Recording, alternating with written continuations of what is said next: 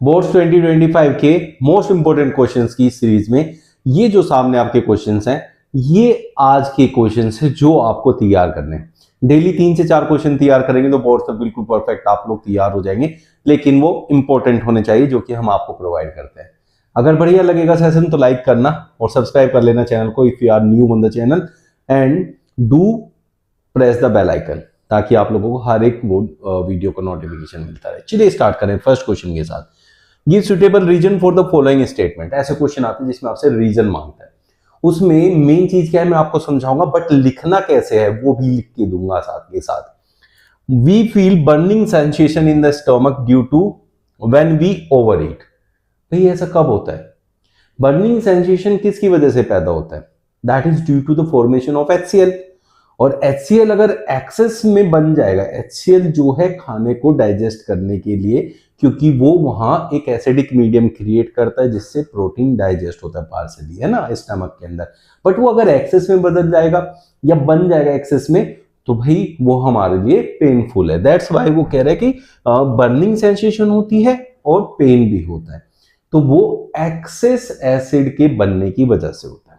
चलिए second thing, crystals. अब इसे लिखेंगे कैसे बच्चों?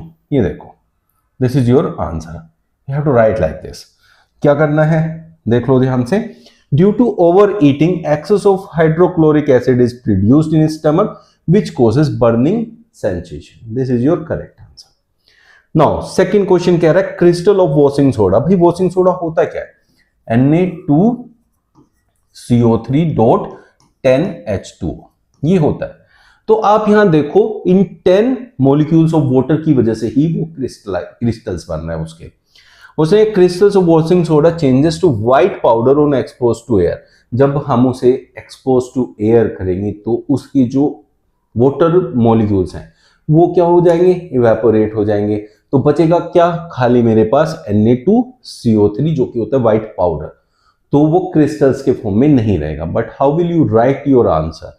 Washing soda is a sodium carbonate dihydrate, इसको लिख दिया। But when it is expose to air it loses is water of crystallization and changes to white powder Na2CO3। I hope बहुत helpful रहेगा, क्योंकि आंसर समझना और उसे लिखना दोनों अलग अलग चीजें हैं, तो इसलिए मैंने दोनों को एक साथ लेके आने की कोशिश की है। चलिए नेक्स्ट क्वेश्चन देखते हैं आज का।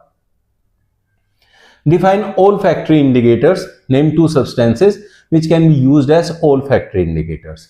देखो इंडिकेटर्स होते क्या है? जो हमें ये बताते हैं एसिड बेस एंड सोल्ट के अंदर, जो हमें ये बताते हैं कि भाई कोई गिवन सब्सटेंस एसिड है कि बेस है। सिंपल सा लॉजिक है, बट हम उन्हें देख के पता करते हैं। लाइक आपका जो पेपर होता है, अब कौन सा paper? Litmus paper. Litmus paper को देखते ब्लू से रेड हो रही है, रेड से ब्लू हो रहा है, उससे पता चलता है। बट देख के, जब हम देख नहीं पाते हैं तब हम क्या करते हैं? स्मेल से पता करते हैं। अगर हमारे पास आंखें नहीं है तब हम उनको क्या करेंगे? स्मेल से पता करेंगे। तो ऐसे इंडिकेटर जो स्मेल की हेल्प से हमें बता सकें कि वो एसिड है जो सब्सटेंस है हमारे पास या बेस है, that are called olfactory indicators. उसमें मोस्ट कॉमन जो यूज करते हैं और हम करते हैं अनियन एंड वेनिला, है ना। तो वो क्या करते हैं कि एसिडिक मीडियम में अपनी स्मेल एज इट इज रखते हैं, जबकि बेस में वो अपनी स्मेल को वैनिश कर देते हैं, मतलब खत्म हो जाती है। तो इसका आंसर लिखोगे कैसे?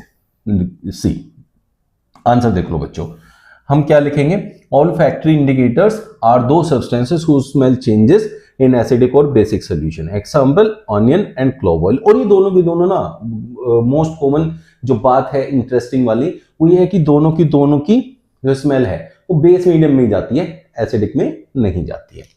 Choose strong acids from the following. अब देखो स्ट्रॉन्ग एसिड्स में आपको बस 3 याद रखने। एक तो रखना भैया HCl, H2SO4, है ना, और HNO3। बस ये याद रख लो। 10th क्लास में इनसे बाहर आपसे स्ट्रॉन्ग एसिड के बारे में कोई बात ही नहीं करता। ये पता है तो देखो इनमें से कोई प्रेजेंट है, एक तो ये है और एक ये है, ये दोनों स्ट्रॉन्ग है और बाकी दोनों वीक है। तो इसमें कुछ नहीं लिखना, इसमें सीधा नाम लिख के स्ट्रॉन्ग एसिड्स लिख देना, दे आर स्ट्रॉन्ग एसिड्स। तो आंसर्स कैसे लिखने हैं आप लोगों को एक क्लियर कट आइडिया आ रहा होगा, और इंपॉर्टेंट क्वेश्चन तो है ही साथ में, तो हेल्पफुल तो है। नेक्स्ट क्वेश्चन देखते हैं बच्चों। State the colour of phenolphthalein in soap solution. जो सोप का सोल्यूशन होता है बच्चों वो बेसिक होता है, और फिनोल्फथलीन जो होता है वो एसिडिक मीडियम में होता है कलरलेस। लेकिन जैसे ही वो बेस के साथ अटैच होता है या बेस के साथ आता है तब उसका कलर जो है वो आपका पिंक हो जाता है। तो आप आंसर कैसे लिखोगे, colour of phenolphthalein is pink in soft solution as it is basic, ये भी साथ में लिखना है, ठीक है। Name the by product of chlor alkali process, chlor alkali process, यहां से क्लोरीन मिलता है, एल्कलाई मिलता है NaOH, ठीक है। तो इसमें से एक एल्कलाई मिलता है, एक क्लोरीन मिलता है, इसलिए इसे क्लोर एल्कलाई प्रोसेस कहते हैं। और ये हमें किस लिए चाहिए, NaOH बनाने के लिए चाहिए। NaOH मिल गया तो क्लोरीन हमारे लिए क्या है, बेकार है, and that is called by product. तो यहां क्या हो गया, बाय प्रोडक्ट कौन हो गया बच्चों, आपका क्लोरीन हो गया। और ये आपका ब्लीचिंग पाउडर के को बनाने में यूज होता है, CaOCl2। तो वहां Cl2 लगा है पीछे फॉर्मूले में, तो मतलब क्लोरीन की हेल्प चाहिए ही चाहिए, ठीक है। तो Cl2 वहां यूज होता है, तो इसलिए हम कहेंगे कि बाय प्रोडक्ट इज क्लोरीन। तो chlorine gas is use for manufacturing bleaching powder, ठीक है। लास्ट, नेम वन इंडिकेटर विच, देखो आंसर मैं लिख देता हूं यहां, ये रहा। Name one indicator which specifies the various levels of H positive ion concentration. तो H पॉजिटिव आयन कंसंट्रेशन के बारे में बताता है यूनिवर्सल इंडिकेटर। बाकी अगर आप लोगे, जैसे आपने जो है पेपर ले लिया है ना, लिटमस पेपर, तो वो तो सिर्फ ये बताएगा एसिड है कि बेस है, H पॉजिटिव आयन कंसंट्रेशन नहीं बताएगा। उसका कंसंट्रेशन कितना है जिस पे डिपेंड करेगा कि वो स्ट्रॉन्ग है, वीक है, कैसा है, माइल्ड है, कैसा है, तो वो नहीं बताता है। ये थे आज के आपके इंपॉर्टेंट क्वेश्चंस। आई होप आपको बहुत हेल्प मिलेगी, और ये भैया अच्छे से कर लेना, क्योंकि ये क्वेश्चंस बहुत इंपॉर्टेंट होने वाले हैं आपके एग्जाम के लिए। और साथ में आंसर्स मैंने लिख दिए, कैसे आपको इनको आंसर्स देना है। मिलते हैं कल फिर नए session, tricks, questions and with solutions. Thank you.